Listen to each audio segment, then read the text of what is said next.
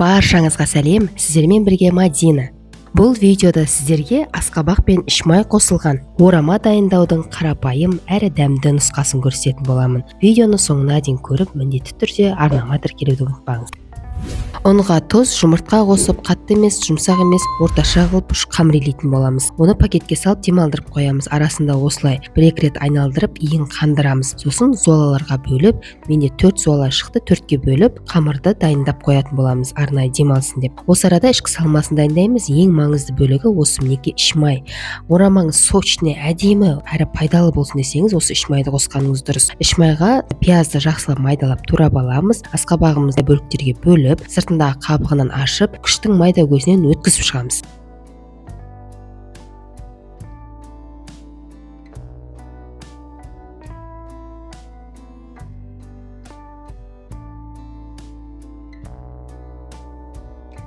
Дайын болған асқабаққа жаңағы салмаларын саламыз. Пияз, ішмай, дәміне қарай тұз, қара бұрыш, қызыл бұрыш және қалауыңыз бойынша зіре қосасыз.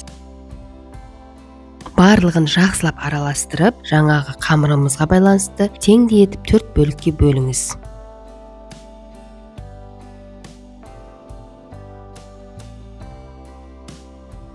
Мінекей енді қамырымызды аламыз, жұқа қылып жаятын боламыз.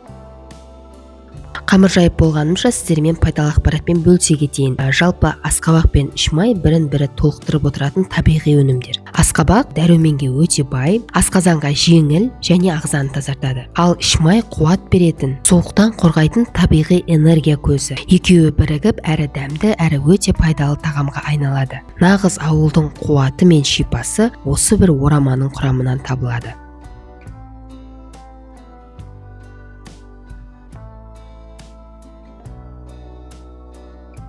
Мінекей қамырымызда жұп-жұқа өте керемет болып жайылды. Енді майды жақсылап, барлық жеріне біркелкі қылып жағып шығамыз.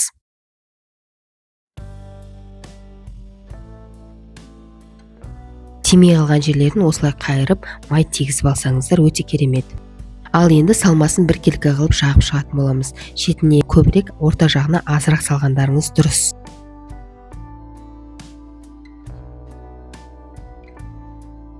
Қатты бос емес, қатты тығыз емес, осылай орташа қылып орап шығамыз. Листті майлап алып, ораманы листке жайғастырамыз.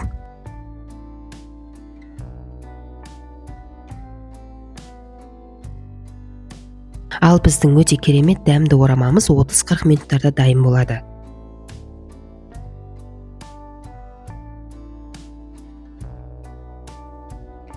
Мінекей орамамыз пісті, иісі деген керемет. Жалпы бұл тамақ өзбектердің тамағы деп аталады екен. Орама, яғни ханым деп аталады екен. Біздерде бұл орама дейді, ал сіздер жақта қалай аталады? Оны комментарияға жазып кетіңіз. Сонымен қатар бұл ораманы фаршпен немесе картоппен де жасайды екен. Ал сіздер қай түрін атасыздар? Комментарияға жазып кетіңіз. Сонымен қатар арнама тіркеліңіз. Келесіде қызықты, оңай, дәмді рецепттер алда болатын болады. Онды жоғалтып алмас үшін міндетті түрде тіркеліп қойыңыз. Сіздермен бірге болған Мадина. Баршаңызға қайырлы күн, құрметті көрермендер, каналыма қош келдіңіздер. Бүгін сіздерге бір қамырдан 2 түрлі пирог жасауды көрсететін боламын. Біреуі кәдімгі классикалық сметаник пирогы болса, ал екіншісі нәзік, өте дәмді карамельный пирог. Бұл пирогтар қазіргі уақытта хит болып жүрген пирогтар. Сонымен қатар бұл пирогтарды тапсырысқа немесе қонақ келген кезде уақытыңызды үнемдеп бір қамырдан 2 түрлі пирог жасауыңызға болады. Ал енді жасалу жолына келетін болсақ, ұнымызды алып, үстінен қопсытқыш, яғни разрыхлительді салып, жақсылап араластырамыз. Оның үстіне бөлме температурасындағы 82% майды жақсылап араластырып аламыз. Бөлек ыдысқа жұмыртқа және қантты жақсылап ерітіп, екеуін біріктіріп, әдемі жұмсақ қамырлейтін боламыз. Бұл пирогтар тортқа қарағанда оңай жасалынады, шығыны да өте аз. Дастарханыңыздың көркін келтіретіні сөзсіз. Осылай ұнымыздың басын жақсылап біріктіріп, 2 бөлікке бөліп, пакетке салып, тоңазытқышқа салып қоямыз. Біз салмасын дайындап боламын дегенше, олардың тоңазытқышқа тұрғаны жақсы. Ең алдымен классикалық сметаник жасайтын боламыз. 2 жұмыртқа, үстіне қант, кукурузный крахмал және де 20-25% қаймақты саламыз. Мен осылай дүкеннің қаймағын пайдаландым. Жақсылап араластырамыз.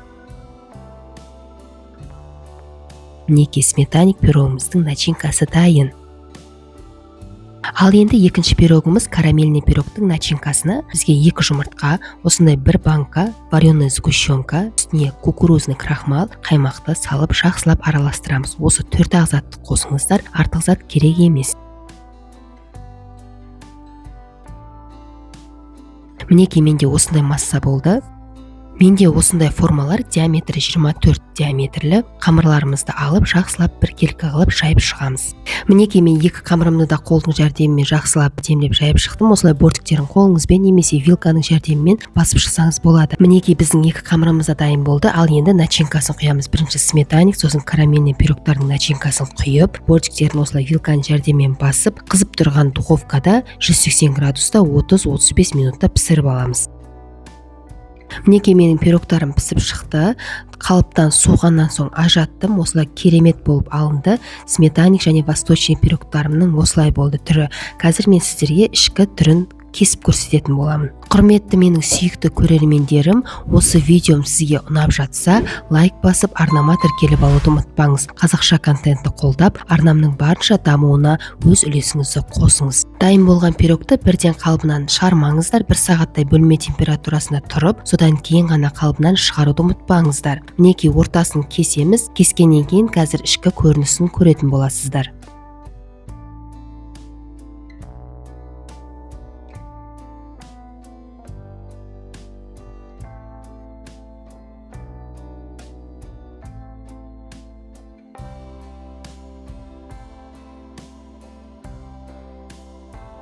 Дәмді болып шықты. Торттан асып түссе кем түспейді. Сонымен қатар дастарханыңыздың көркін ашады.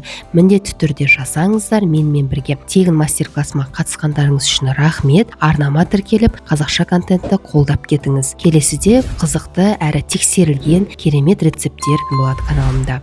Сіздермен бірге болған Мадина.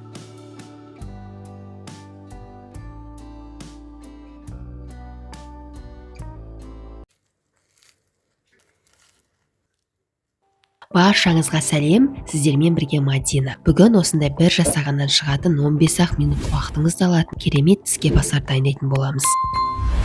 Құрамы өте қарапайым, үйдегі бар заттармен жасалады. Жұмыртқаның ағы, ірімшік, тұз, разрыхлитель және ұн болса болғаны. Жұмыртқаның ақ уызын жақсылап көпіртеміз, осылай төңкерген кезде ақпайтындай болу керек. Сосын сырды күштен өткізіп алып, жұмыртқаның ағына қосып жақсылап араластырамыз.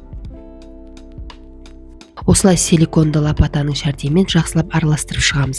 ұн және қопсытқышты електен өткізіп салыңыздар.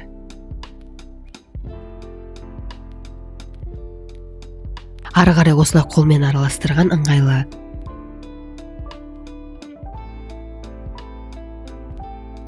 Жақсылап араластырып болғаннан кейін көлемі осындай дөңгелек қылып шығамыз. Грек жаңғағымен бірдей болса болғаны.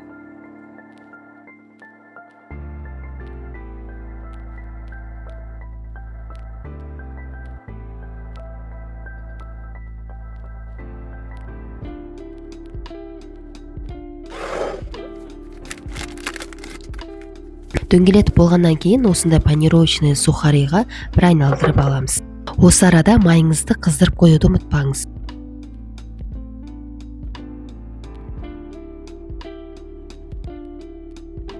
Ал енді қызып тұрған майға саламыз, екі беті қызарғанша күтеміз.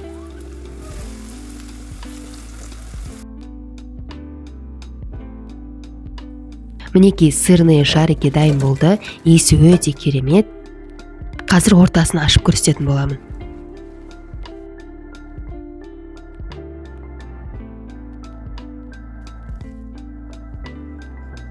Мінекей ортасы осылай болып шықты, арасы піскен, сырлары мінекей үзіліп тұр, керемет болып пісті. Дәл осы рецептпен міндетті түрде жасаңыздар. YouTube'дан Мадинадан рецепт деп жазып, арнама тіркеліп алуды ұмытпаңыздар. Видеоны соңына дейін көргеніңізге рахмет. Сіздермен бірге болған Мадина.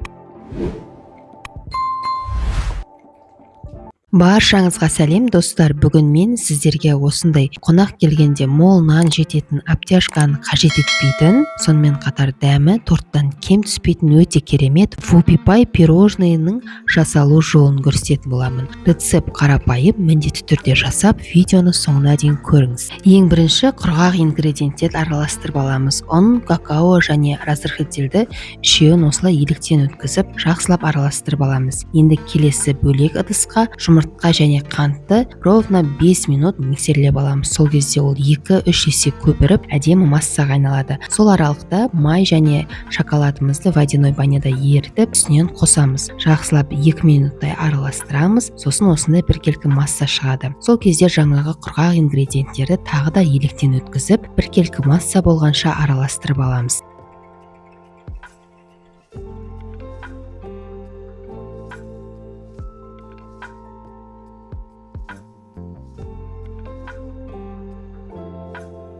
Вупипай пирожныйының қамыры дайын болды. Енді осыны кез келген қалыпқа құйып жасасаңыздар болады. Кішкентай етіп кондитерский мешокқа құйып, дөңгелек қылып мини пирожный жасасаңыздар да болады. Сонымен қатар барлығын бірге пісіріп, пышақпен кесіп, 4 бұрыш пирожный жасасаңыздар да болады. Мен екінші вариантпен жасайтын боламын. Мінекей осыны 4 бұрыш қылып қалыпқа құйып, 180 градуста 10 минут шамасында пісіріп аламыз.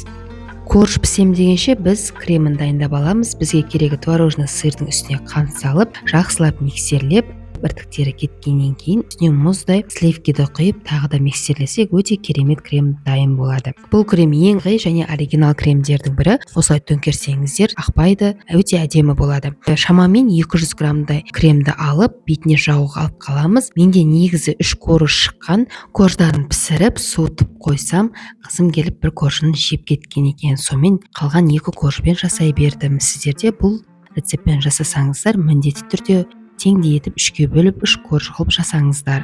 Қалған кремді, 2 жаққа жағу керек кремді мен барлығын бір жаққа салдым. Неге 200 граммдай крем алып, оны үстіне жақтым. Жалпы торт жасайтын болсаңыздар, кез келген тортты түнде жасап, бір түнге холодильникке қойсаңыздар, ертесіне де кремі сіңіп, әр тістеген сайын өте дәмді керемет торт болары анық.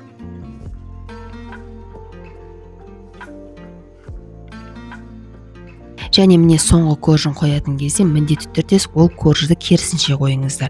Мінекей үстінен басып, бір тегіс қылып, жан-жағына кремін тегізіп аламыз. Енді жаңа басында алып қалған кондитерский мешокқа салып 200 граммдай кремді бетіне жағып шығамыз.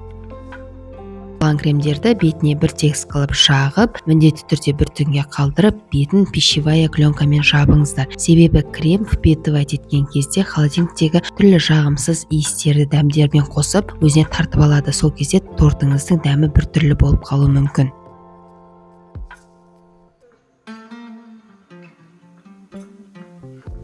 Ал мінекей менің тортым бір түн тұрды холодильникте. Енді бетінен алып, сары май, сүт және де шоколадымызды водяной баняда ертіп аламыз. Бізге бұл вупипай пирожныйның бетіне ганаш қылып құюға керек. Осындай сұйықтықта болу керек. Енді мінекей тортымызға қалған кремдерімізбен кішкене тегістеп жібереміз бетін. Дайын болған ганашты бетіне жағып, кез келген қылып өзіңіздің фантазияңыз бойынша әсемдесеңіз болады. Ең алдымен бірақ ганашты жағып болғаннан кейін 15-20 минутқа тоңазытқышқа қойыңыздар. Сол кезде шоколады қатып, беті күшті болып қалады. Мінекей менде уже холодильниктен шықты. Енді теп-тегіс қылып, екі шеттерін барлығын кесіп шығамыз. Шетінің барлығын 4 шетінде тегістесек, өте әдемі болып көрінеді.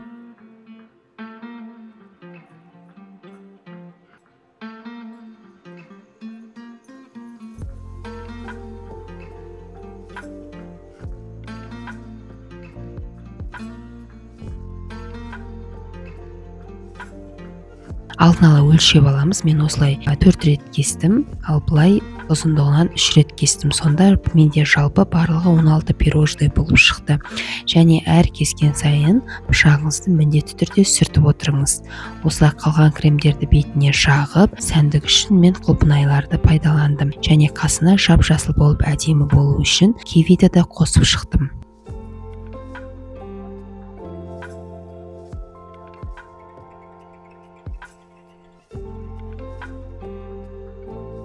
Осымен менің вупипай пирожныйына арналған мастер-классым аяқталды. Соңына дейін көргендеріңізге рахмет. Бұл пирожный жалпы обтяжканы қажет етпейді, дәмі торттан кем емес, оригинал рецепт. Міндетті түрде осы рецептпен жасаңыздар, келген қонақтарыңызды таң қалдырыңыздар. Сонымен қатар менің арнама тіркелуді ұмытпаңыз. Менің арнамда сізге керек пайдалы керемет рецепттер бар. Кірсеңіз шыға алмайсың арнама, міндетті түрде жоғалтып алмас үшін тіркеліңіз.